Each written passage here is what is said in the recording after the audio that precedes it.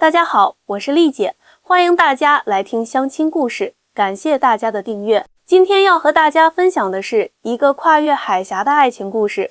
这个故事真的很感人，看得我这个老红娘都忍不住抹眼泪啊。我先来介绍一下今天故事的女主角小云。小云是四川成都的姑娘，今年25岁，长得甜美可人，但生活给她开了一个大大的玩笑。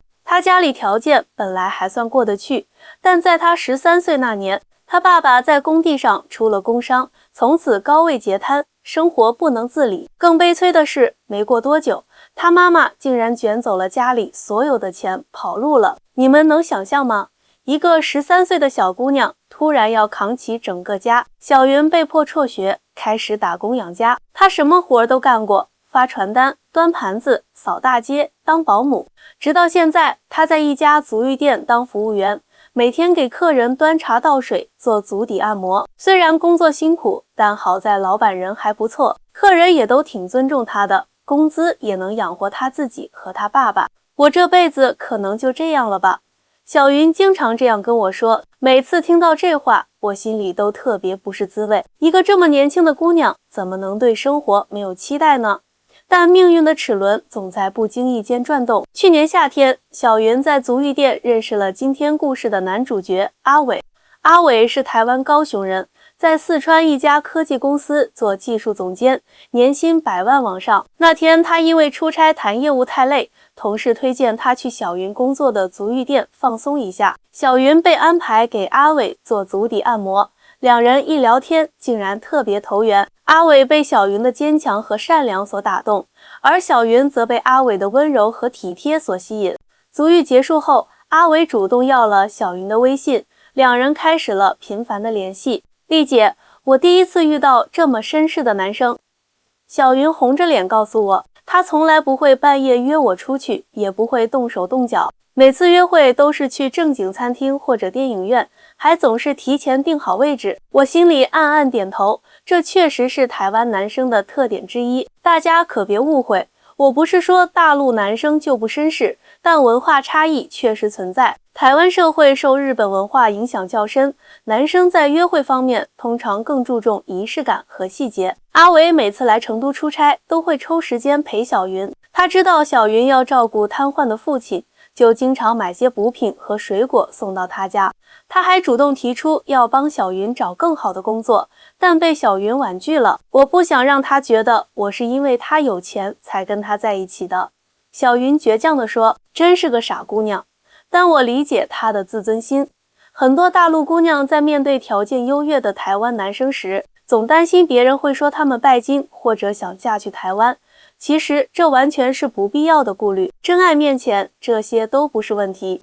交往3个月后，阿伟向小云表白了，两人正式确定了恋爱关系。小云简直像做梦一样，她从没想过自己这样的底层打工妹能遇到这么优秀又体贴的男朋友。丽姐，你说他会不会嫌弃我啊？小云总是不安地问我，我学历低，工作也不体面，还有个需要照顾的爸爸。傻丫头，我总是这样回答她，真心喜欢你的人不会在意这些外在条件。再说了，你善良、坚强、孝顺，这些品质比什么都珍贵。交往半年后，阿伟向小云提出了一个请求，我想带你去台湾见见我的家人。小云吓坏了，去台湾见家长，这是要谈婚论嫁的节奏啊！我不行的。小云惶恐地说，我这样的条件，你父母肯定不会同意的。大家别笑话小云，这其实是很多大陆女孩的顾虑。长期以来，大陆有些人对台湾存在误解，觉得台湾穷、落后，所以嫁去台湾是下嫁。但实际上，台湾社会发展很成熟，生活水平也很高。台湾的人均 GDP 超过3万美元。医疗、教育、社会福利都相当完善，而反过来，有些台湾人也对大陆女孩有刻板印象，觉得她们太世俗、太物质，或者担心她们只是想通过婚姻获得台湾身份。这些偏见和误解常常给跨海峡恋情带来不必要的障碍。但阿伟不是这样的人，他了解小云的处境和背景，欣赏她的品格和坚强。我家人不是那种势利的人，阿伟真诚地说。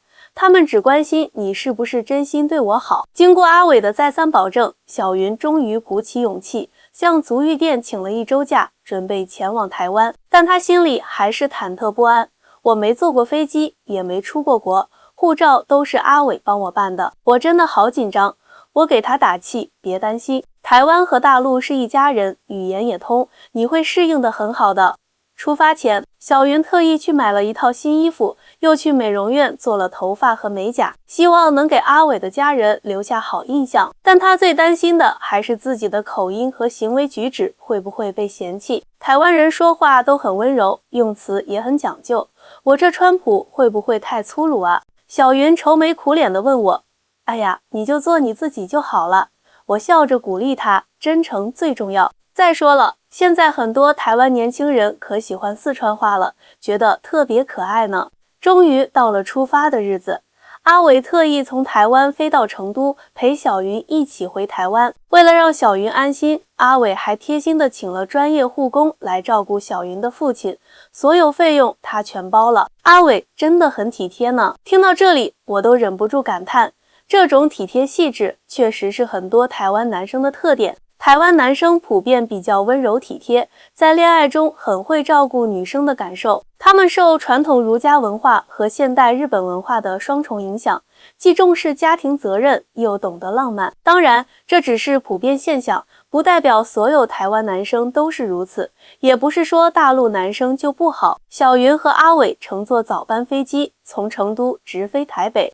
这是小云第一次坐飞机，紧张的前一晚都没睡好。但有阿伟在身边，一切都变得简单了。当飞机降落在桃园国际机场时，小云激动得差点哭出来。我真的来台湾了。从机场出来，阿伟开着事先停在机场的车，带小云直奔高雄。一路上，小云惊叹于台湾的道路之干净，绿化之美丽。台湾比我想象的还要发达啊！小云看着窗外的景色，不禁感叹道：台湾的确挺好的。阿伟笑着说，但四川也很美啊，我特别喜欢成都的悠闲生活和美食。小云听了，心里暖暖的。阿伟从来不会因为自己来自台湾就看不起大陆，他总是能看到两地的优点。到了高雄，阿伟先带小云去他租的公寓放下行李。这是一套位于市中心的精装2居室，装修的简洁明亮，充满了设计感。这是你的房子吗？小云好奇地问。不是，是租的。阿伟解释道。台湾的房价也挺高的，特别是台北。我们年轻人买房也不容易，所以很多人选择租房住。听到这话，小云突然觉得亲切了不少。原来台湾年轻人也面临着买房难的问题，跟大陆的年轻人一样，这种共同的烦恼反而拉近了他与这座陌生城市的距离。当天晚上，阿伟就带小云去见他的父母。阿伟的父母住在高雄郊区的一栋独立小别墅里，有个漂亮的小花园。小云紧张的手心直冒汗，但阿伟一直握着她的手，给她勇气。爸妈，这是我女朋友小云。阿伟向父母介绍道。你好，你好，欢迎来台湾。阿伟的父母热情地迎上来。阿伟妈妈二话不说就拉着小云的手，亲切地把她往屋里带。快进来坐，别客气。阿伟的父母比小云想象的还要亲切随和，他们没有摆架子，也没有用异样的眼光看他，而是真诚地把他当作家人看待。晚餐很丰盛，阿伟妈妈准备了很多传统台湾菜，还特意做了几道四川菜。虽然味道和正宗的差别不小，但这份心意让小云感动不已。听阿伟说你是四川人，我特地学了麻婆豆腐和宫保鸡丁，不知道合不合你口味。阿伟妈妈有点不好意思地说，很好吃，比我做的还好。小云感动地说，虽然这2道菜的辣度只有四川正宗的1/10，但小云还是吃得津津有味。饭桌上，阿伟爸爸好奇地询问小云关于大陆的情况，而阿伟妈妈则关心小云的家庭状况。当小云讲到自己的父亲因工伤瘫痪，母亲弃家而去，自己辍学打工的经历时，餐桌上一片沉默。小云真是了不起的孩子。沉默过后，阿伟爸爸感叹道，眼神中充满了欣赏和尊重。是啊，这么小就担起了家庭的重担，比很多人都坚强。阿伟妈妈附和道，看向小云的眼神越发慈爱。小云没想到，他们不仅不嫌弃自己的出身，反而对自己充满敬意，这让他紧张的心情终于放松下来。以后有时间带你爸爸也来台湾玩吧。临别时，阿伟妈妈热情地邀请，我们这里的医疗条件不错，也许能对你父亲的康复有帮助。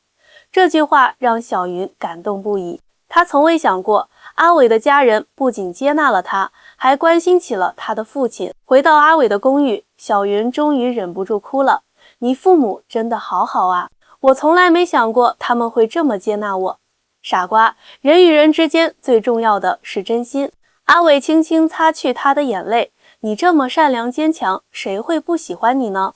接下来的几天，阿伟带小云游览了高雄的美丽风景，搭乘捷运到美丽岛站欣赏光之穹顶，在爱河畔散步，逛六合夜市，品尝各种美食。小云被台湾的美丽和秩序深深吸引。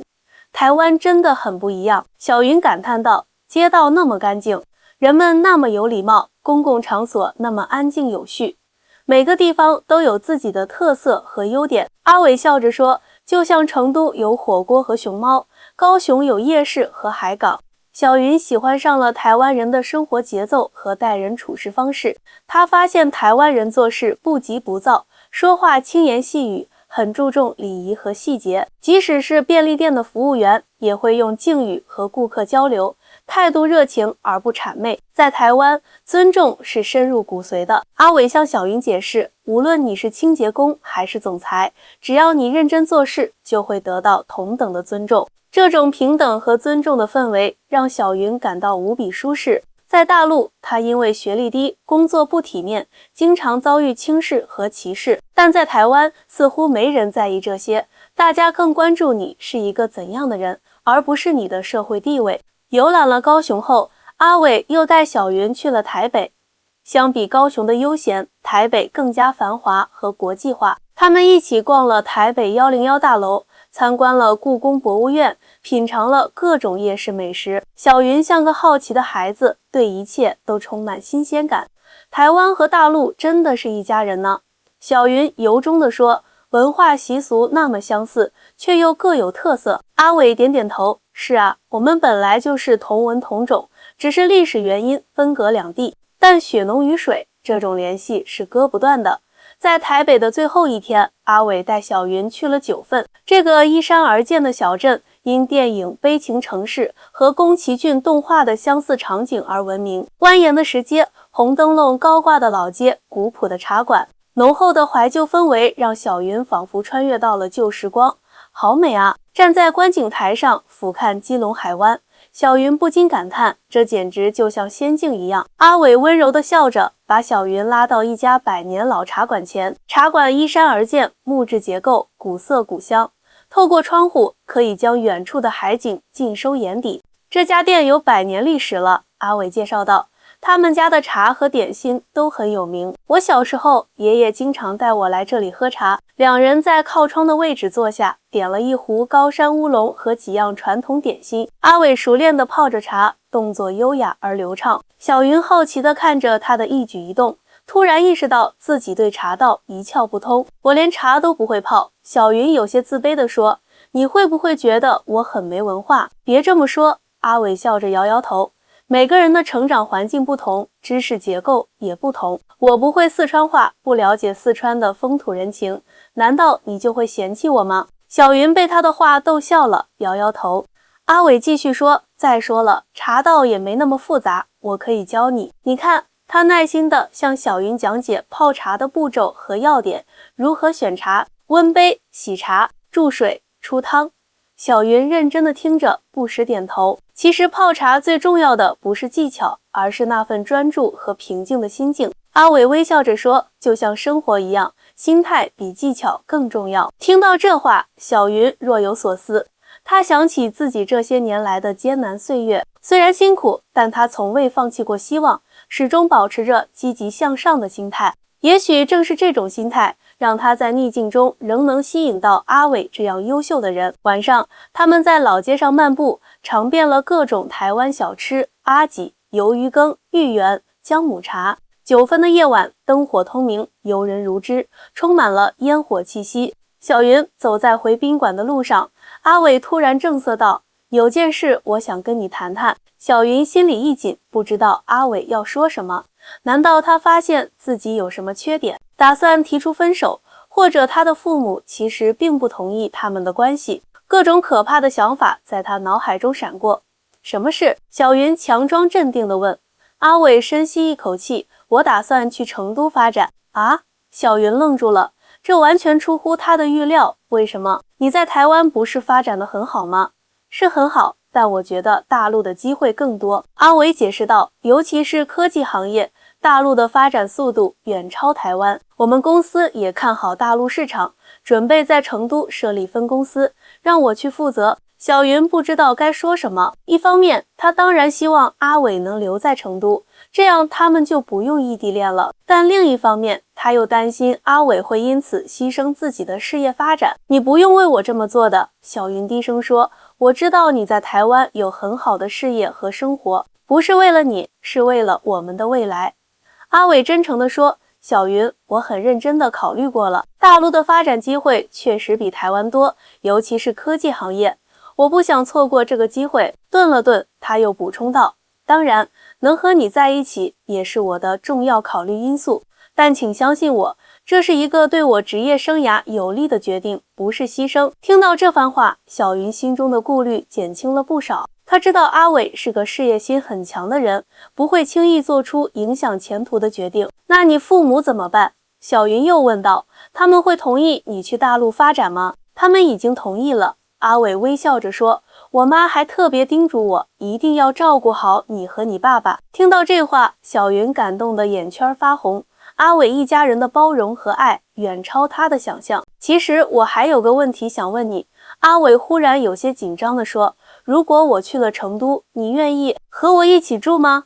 小云惊讶地抬起头。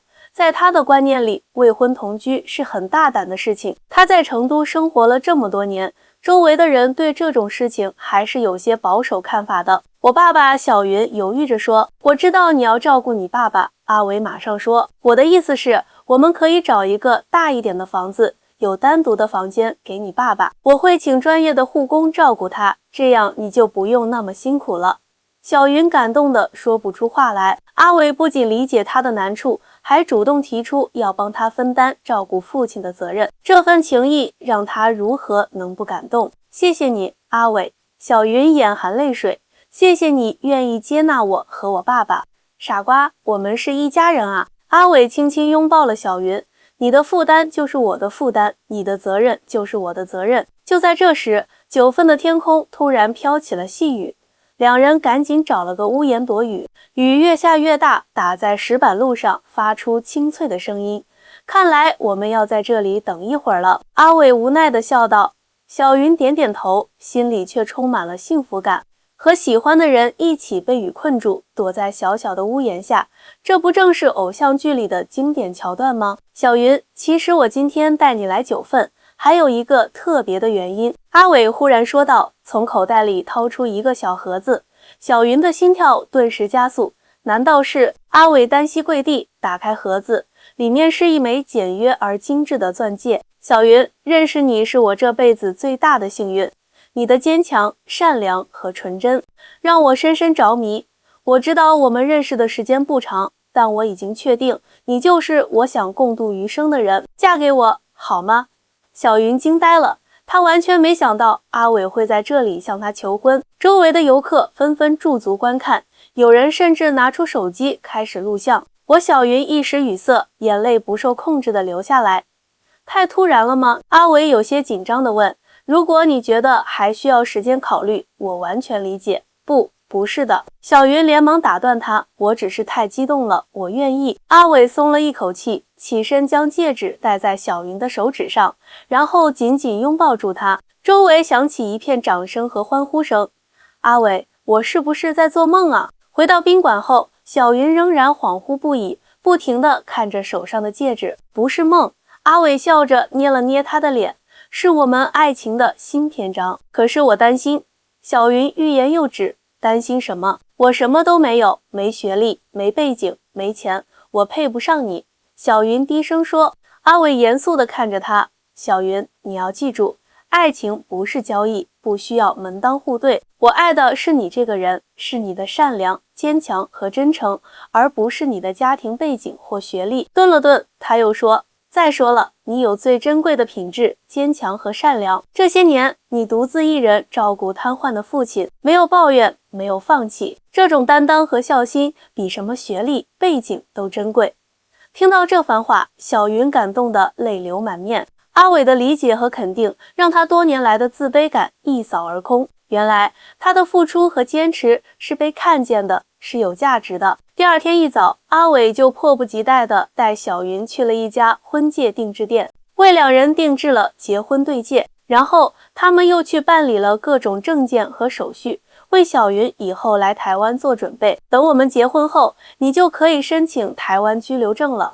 阿伟解释道，有了居留证，你就可以在台湾自由生活和工作，5年后还可以申请台湾身份证。小云点点头，虽然她对这些政策和手续一窍不通，但有阿伟在身边，她一点都不担心。时间过得飞快，转眼间到了返回大陆的日子。在机场，阿伟的父母特意来送行。小云，下次记得带你爸爸一起来。阿伟妈妈热情的嘱咐，还塞给小云一个大包裹，这是我给你爸爸准备的一些营养品和礼物，你带回去给他。谢谢阿姨。小云感动地接过包裹。别叫阿姨了，阿伟妈妈纠正道，叫妈妈。小云眼泪再次夺眶而出。妈妈，这一声妈妈包含了多少情感啊！小云自从母亲离家出走后，已经10多年没有叫过妈妈了。如今能再次拥有一个完整的家，一个真正关心她的家人，这种幸福感简直无法言表。登机前，阿伟紧紧抱住小云，等我，1个月后我就来成都了，我会陪你照顾爸爸，我们一起组建自己的小家。我等你。小云用力点头。回到成都后，小云马上向足浴店辞职，专心在家照顾父亲，并为阿伟的到来做准备。阿伟每天都会视频通话，询问他的近况，让他一点都不感到孤单。1个月后，阿伟如约而至，他带着满满2大箱行李，来到了小云租住的狭小出租屋。看到小云和他父亲的生活条件，阿伟心疼不已。这里太小了，通风也不好，不适合叔叔养病。小云有些不好意思，我租不起更好的房子。没关系，我已经在锦江区看好了一套3居室的公寓，明天我们就去看看。阿伟说，那里环境好，离医院也近，适合叔叔康复。小云感动得说不出话来。阿伟来成都的第一件事，就是为他和父亲安排更好的住处，这份关心和体贴，让他倍感温暖。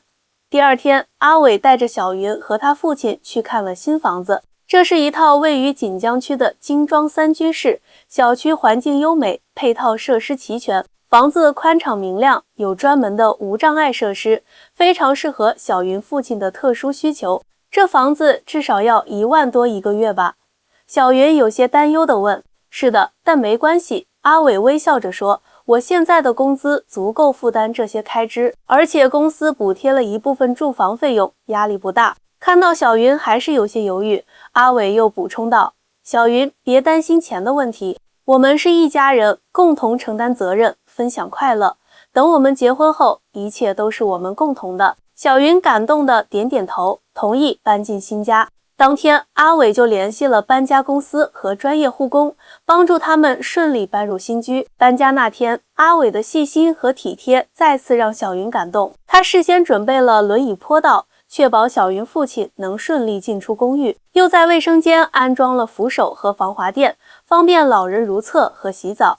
厨房里各种厨具一应俱全，让小云可以轻松做饭。你都想到了，小云惊讶地说，我想让你和叔叔都住得舒服。阿伟温柔地说。安顿好新家后，阿伟开始忙于公司的事务。他是台湾总公司派来成都分公司的负责人，肩上的担子不轻，每天早出晚归，但无论多忙，他都会抽时间陪小云和他父亲，从不让他们感到被忽视。爸，今天感觉怎么样？每天回家，阿伟的第一句话总是问候小云的父亲。小云的父亲虽然行动不便，但思维清晰。一开始，他对这个突然出现的准女婿有些戒备，担心阿伟是看中了女儿的美貌，日后会变心。但随着相处时间的增长，他逐渐被阿伟的真诚和体贴所打动。阿伟啊，一天晚上，小云父亲突然说道：“你是个好孩子，比我想象的要好得多。”阿伟愣了一下，然后笑着说：“谢谢叔叔信任，我一定会好好照顾小云和您的。”我知道，老人点点头，我看人很准的。小云嫁给你，我放心。听到父亲的这番话，小云眼眶湿润了。这些年来，父亲一直担心她找不到好归宿，如今终于可以安心了。好了，今天的故事就到这里。